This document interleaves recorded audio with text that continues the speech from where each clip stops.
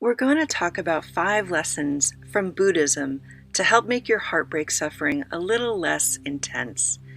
The 5 lessons include impermanence, the end of suffering, mindfulness, compassion, and non-attachment. Hi, I'm Patty Blue Hayes, author, coach, and your guide to blossoming beyond heartbreak and cultivating hope as you sow the seeds of healing. The Buddha we commonly know was born Siddhartha Gautama in the year 567, before the Common Era, in the foothills of the Himalayan mountain range. Siddhartha was born into a wealthy family and had all the material things a heart could desire, but he had a sense that something was missing from his inner life, and that inspired him to leave the castle walls and embark on a journey of discovery. What he encountered on that journey led him to find an answer to the problem of human suffering. And this is much like the situation you are in now, on your personal journey through heartbreak, in search of solutions to ease the suffering. Siddhartha studied with several teachers he encountered. He read sacred texts, he listened to the wise teachers, he practiced the methods they espoused. Along his travels, there came a time when he sat alone in the quiet and stillness. There was no one to listen to, no one to show him a written passage, no one to ask a question. It's said that he sat in silence for 6 days, and when the morning star rose in the skies, he knew the answer to his question. What he had been searching for was never lost. There was nothing to attain, and therefore no struggle to attain it. He had everything within him. While you may be suffering and in great pain going through heartbreak, there may be a part of you who understands this concept, that the cause of your suffering is the desire for something different.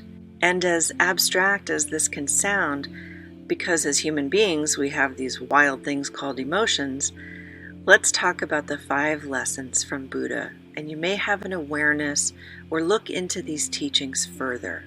1. Impermanence. Everything in life is impermanent, including our emotions and the situations that cause them. Heartbreak, like all experiences, is temporary. Even though it doesn't feel like it's temporary, if you logically look back over your life, you see clearly that you have not been in a constant state of heartbreak since birth. If we can embrace the concept of impermanence, it can help us understand that our pain and suffering is transient, and this too shall pass. Here are 3 ways from neurolinguistic programming to train yourself to accept the impermanent nature of life.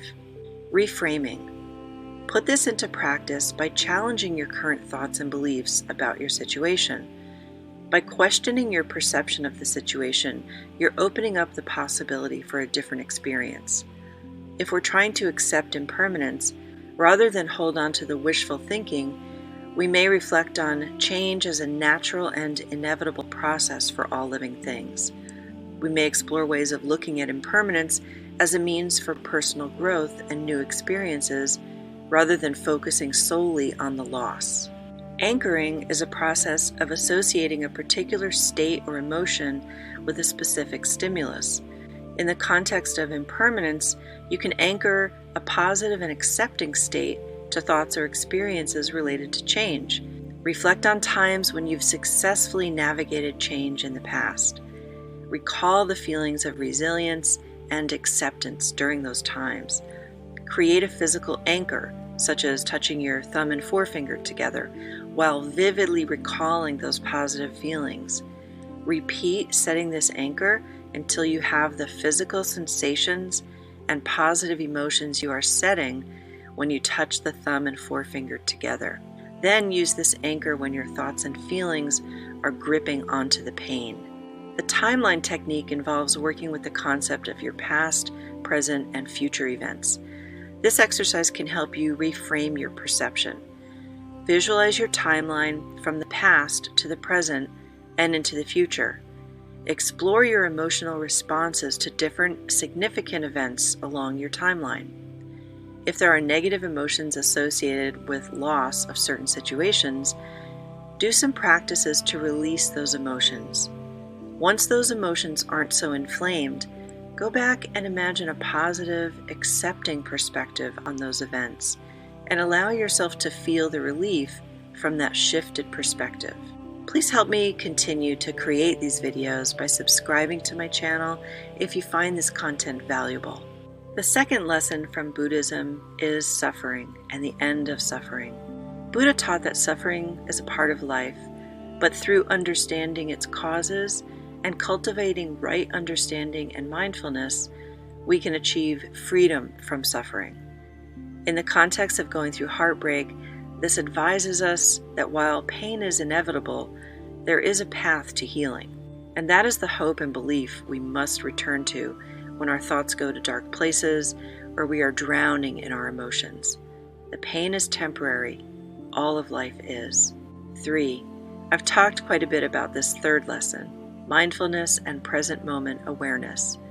By being fully aware of our thoughts, emotions, and sensations without judgment, and from the observer's eye, we can witness the pain of heartbreak without being overwhelmed by it. One exercise to try to get a more neutral perspective is to disassociate yourself from the intense pain. Imagine stepping out and back from your current self. You're now once removed from the you who is in such intense pain. Now step out and back again and again until you feel a bit of relief from the pain. Remember, none of these methods, practices, techniques are meant to provide an instant cure for your pain. But when you feel so consumed by it, a few minutes or an hour of respite is a treasure. And having tangible coping strategies to use throughout the day and night is often a lifesaver. The inner healing is happening because you're seeking relief and answers. This is where tremendous patience is required of us. 4. Compassion is the fourth lesson. Buddha emphasized the importance of loving kindness as a path to inner peace.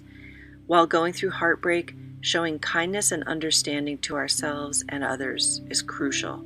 We have a tendency to wallow in self-condemnation. Our minds spin with what was wrong with us. Why couldn't we have been better? What are we lacking? Why aren't we lovable? When the mind goes down that track, bring your Buddha mind in to cleanse yourself with affirmations rooted in loving kindness. The fifth lesson we'll talk about is non-attachment. Buddha taught that attachment leads to suffering. Applying this lesson to heartbreak involves acknowledging the pain without clinging to the past or obsessing over what could have been. By practicing non-attachment to outcomes and possessions, we find a greater sense of freedom and peace. Meditation is a wonderful way to start your journey into non-attachment because the first thing we let go of is our thoughts. Not easy, I know, but we have to start somewhere. I've always enjoyed guided meditations at times when my mind has been too busy to settle. If these lessons from Buddhism interest you, continue seeking out more information. There are plenty of books and videos on all the topics I've mentioned here. You never know where a great source of healing for you is going to come from. I'd often glance at books displayed on the table in a store, and at first I'd feel a bit overwhelmed about picking the right or best book. And then I let go of that and tuned into my intuitive nature, trusting that I'd select the book that was just right for me at that time. I've never been disappointed. Keep going, keep seeking, keep trying. And remember, you're on a journey of healing and transformation. The seed does not become a blossom overnight.